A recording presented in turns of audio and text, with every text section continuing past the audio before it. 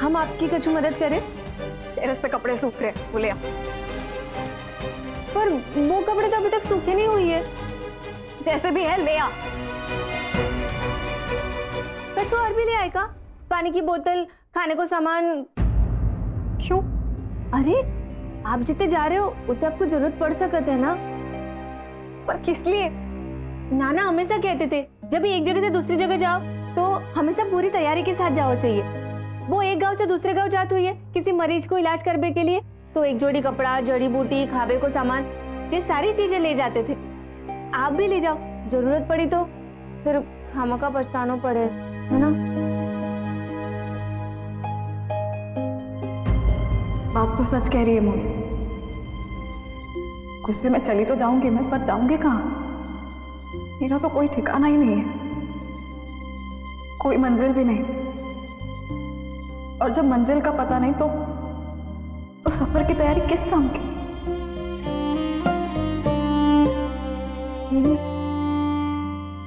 ले आए का सामान? हम अभी ले आते। नहीं, आप नहीं, रुको। नहीं। अरे हम यूं गए हुए हैं, हम अभी ले आते। आप रुको, हम अभी आते सब सामान।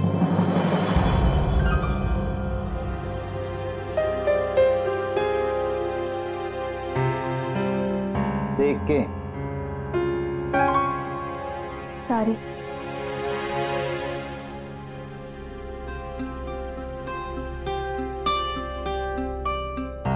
आयुष, मेरा बुक पढ़ने का टाइम है। मतलब आपको बात नहीं करनी?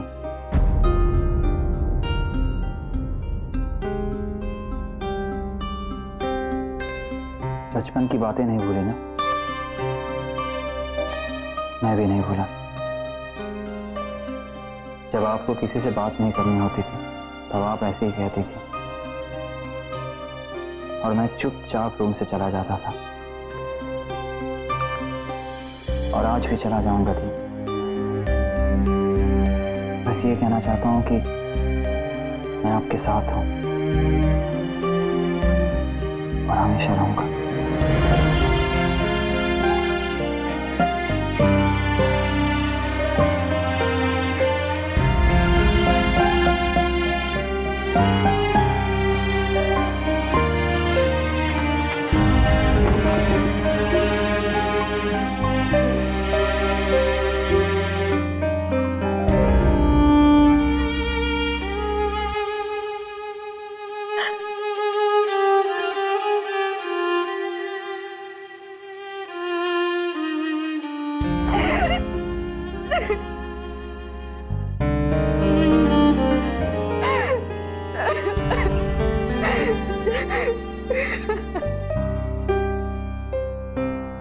मुझे समझ नहीं आ रहा मॉम,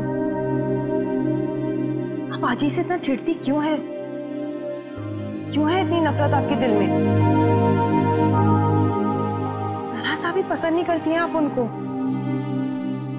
पसंद और नापसंद सबका अपना अपना नजरिया होता है अनुषा। तुम बताओ, तुम आयुष को इतना पसंद क्यों करती?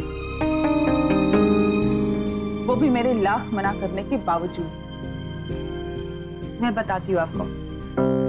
अनुषा, एक मिनट आत्या।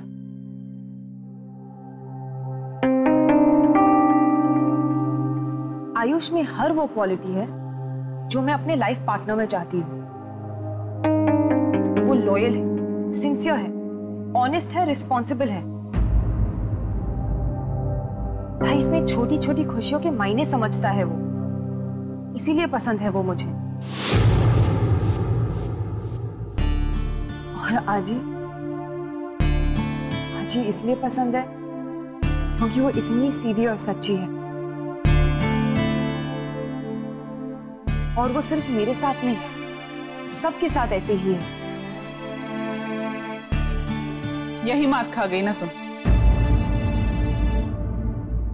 तुम्हारी आजी में कुछ ऐसी क्वालिटीज हैं जो उन्होंने सिर्फ मेरे लिए रिजर्व करके रखी। कुछ ऐसी क्वालिटीज जो एक सास अपनी बहू के लिए संभाल के रखती है। कुछ ऐसी क्वालिटीज जिससे एक सास अपनी बहू को एहसास दिलाती है कि उसे इस घर में पसंद नहीं किया जाए। राइट अनुषा, तुम्हारी आजी ने ना मुझे कभी पसंद किया और ना ही प्यार किया। नहीं बहनी, ऐसा नहीं है। आई आपको भी उतना ही प्यार करती हैं जितना मुझे और दादा को। प्यार करती है नहीं, प्यार करती थी। तब तक जब तक मैं उस गांव वाले घर में रहती थी। जिस दिन मैंने उस गांव वाले घर से पांव बाहर रखा, उन्हें मुझसे नफरत हो गई। वो ये भी भूल गई कि मैं शहर में उनके बेटे के ब्राइट फ्यूचर के लिए आई थी। उन्हें लगता है कि मैंने उनको उनके बेटे से दूर कर दिया। वो मुझे सबसे बड़ी विलन समझती। अंदर ही अंदर मुझसे नाराज है वो आज तक। ऊपर से चाहे कुछ भी दिखाए, उन्होंने ना मुझे कभी माफ किया था और ना ही करेंगे।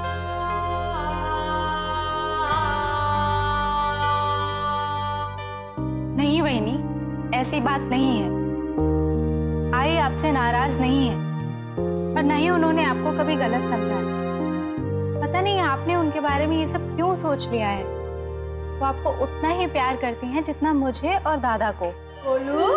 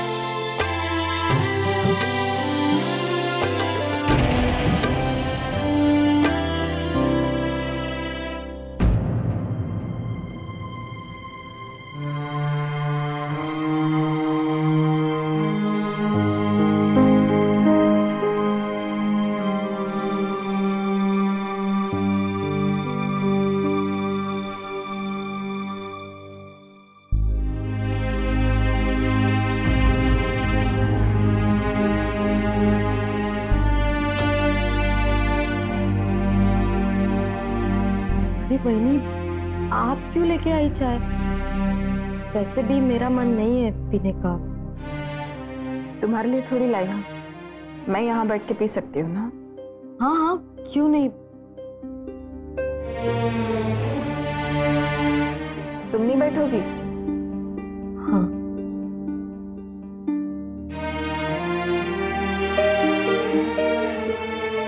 अब पी ही लो।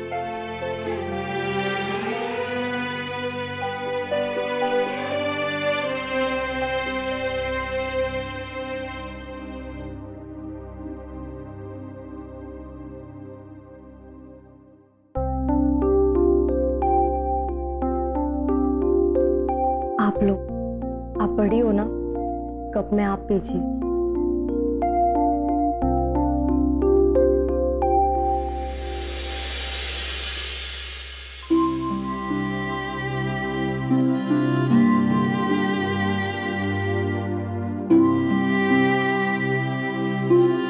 बनता है तेरा गुस्सा होना।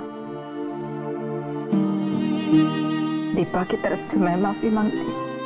वही, इससे अच्छा थप्पड़ ही मार दिया होता मुझे।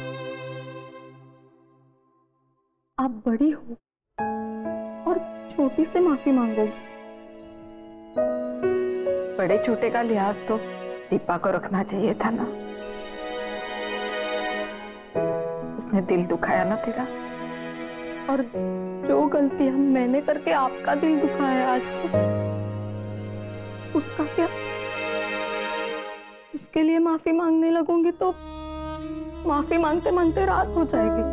शुभांगी, खरा है वही। न जाने कितनी गलतियां की है मैंने और कितनी गलतियां मेरी छुपाई है आपने।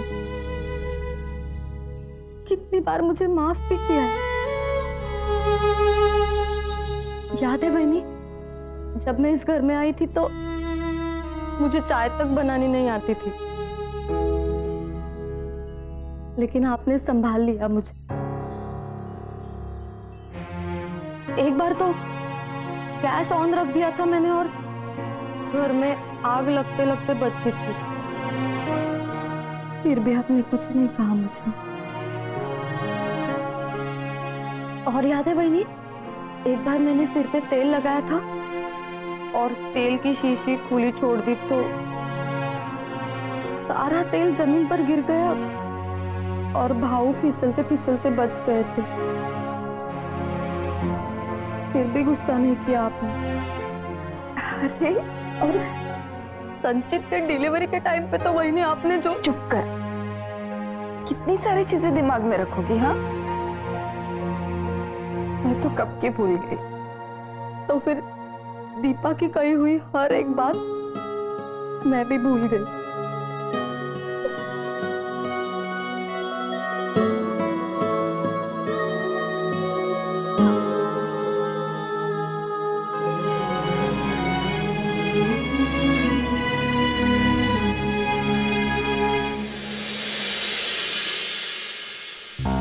खुश रहे। कैसी है मेरी गोलू? मैं ठीक हूँ और आपको देखने के बाद तो और भी खुश हो गई हूँ। बस ऐसे ही हंसती मुस्कुराती रहे हमेशा। खुश रहे।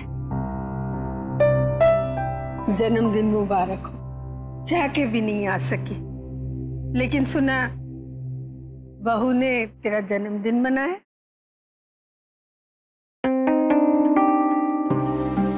सौभाग्यवती हो। कैसी हो बहू?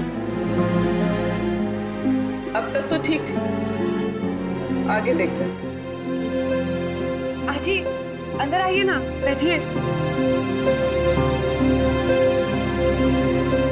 गांव की ताजी हवा तो बांध कर नहीं ला सकी, लेकिन खेत की ताजी सब्जियां लेकर आई हूं तुम लोगों के लिए। ये बोझ उठा के लाने की क्या जरूरत थी? यहाँ शहर में सब कुछ मिलता है, सिवाय उस खुशबू के जो इन सब्जियों के साथ लाई हूँ। आजी, आपके घुटनों का दर्द कैसा है और सफर में कोई परेशानी तो नहीं हुई? आई होप एसी कार में आराम से सफर हुआ होगा, है ना सासू माँ?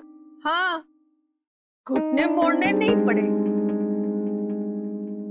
लेकिन तकलीफ जरूर हुई। ये देखकर कि इतनी बड़ी गाड़ी में भगवान की छोटी सी मूर्ति तक नहीं थी।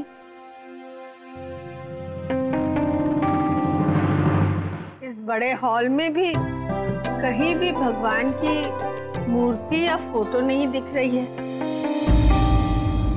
लगता है शहरों के घर बहुत छोटे हो गए हैं, भगवान के लिए जगह ही नहीं बची।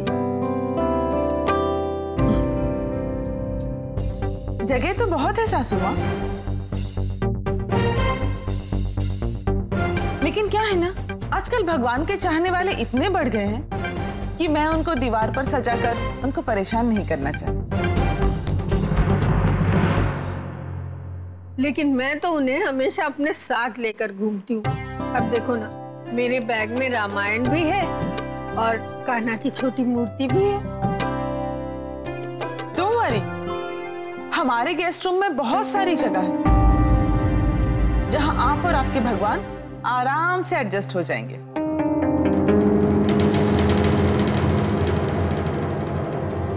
अर्चना, गेस्ट रूम साफ करवा दो। आई गेस्ट रूम में क्यों रहेगी? विनय, अतिथि भगवान का रूप होता है और ये भगवान तो अपने साथ एक और भगवान लेकर आए हैं। अब भगवान के लिए अतिथि के कमरे से, आई मीन गेस्ट रूम से बेटर जगह क्या हो सकती है?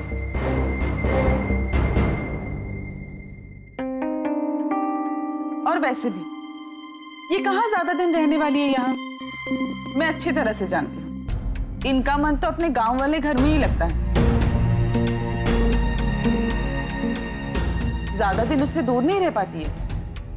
देख लेना, तुम भी इन्हें ज्यादा दिन यहाँ पे नहीं रोक सकते, है ना सासू माँ? बहू, घर दीवारों से नहीं, घर वालों से बनता है। और मेरे सारे अपने तो यही हैं। रही बात कमरे के नाम की, तो वो मेहमानों वाला कमरा भी तो इसी घर का हिस्सा है। और मैं कमरे में रहने थोड़ी आई हूँ, मैं तो अपनों में रहने आई हूँ। आजी, आप मेरे रूम में रह लीजिए, मैं और आत्या गेस्ट रूम में रह लेंगे। अरे नहीं बेटा, मेरे लिए परेशान होने की कोई जरूरत नहीं। तेरी आजी अभी भी चल फिर सकती है, बिल्कुल ठीक से। मैं जानती हूँ, पर मुझे खुशी होगी अगर आप मेरे कमरे में रहोगी। और मेरे कमरे में ना एक छोटू से गणपति जी भी है, आपके कान्हा को उधर कंपनी भी मिल जाएगी।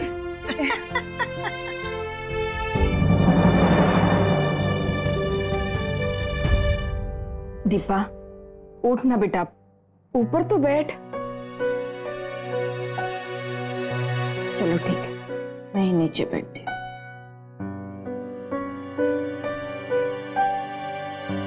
अच्छा किया तो रुक गई, मुझे तेरी बड़ी चिंता हो रही थी दीपा। दीपा, क्या प्रॉब्लम है तुम्हारे और सतीश के बीच में? क्यों इतनी परेशान रहती हो बेटा? क्यों अपने दिल पे इतना बोझ लेती हो? मुझे तो बता सकती हो बेटा।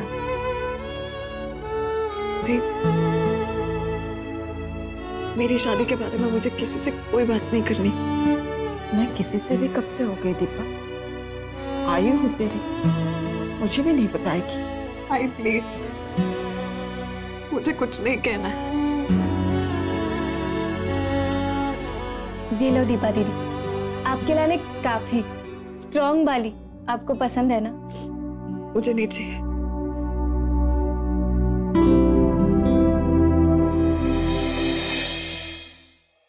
आपको पता है, हमारे नाना कहते हैं कौनों भी बात ना मन में नहीं रखनी चाहिए, कह देनी चाहिए, उससे मन को बोझ हल्का हो जाता है।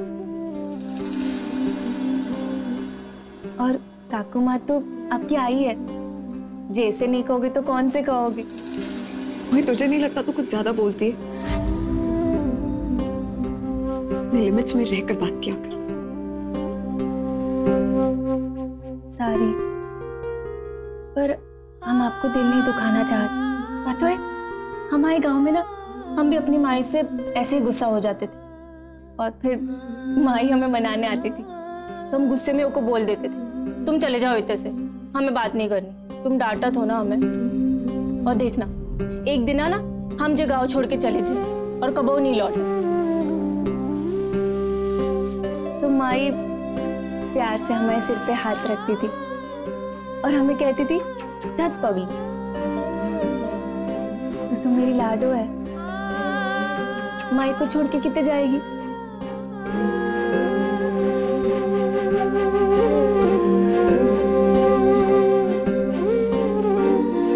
और ऐसा ही हो।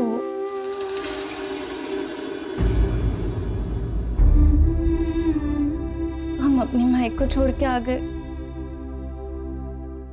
अब हमें माई की बहुत सारी बातें याद आती है। माई को बुलाट प्यार करना, प्यार से हमें खाना खिलाना, प्यार से हमें सुलाना। भगवान ने ना सिर्फ माई को ऐसा बनाया है जिस संसार में कि वो गुस्से के बदले भी प्यार देती है अपने बच्चों को। आज समझ आते जब अपनी माई से तो दूर है ना, तो हमें लगता है कि बस एक बार हमें हमारी माई दिख जाए ना, तो हम ना भाग के उसको गले लगा ले कस के, और सारी गलती खिलाने उससे माफी मांगे, और प्यार से उनकी गोद में सर रख के सो जाए।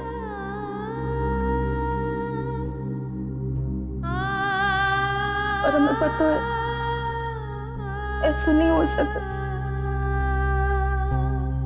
अब ऐसा कबूल नहीं हो सकता।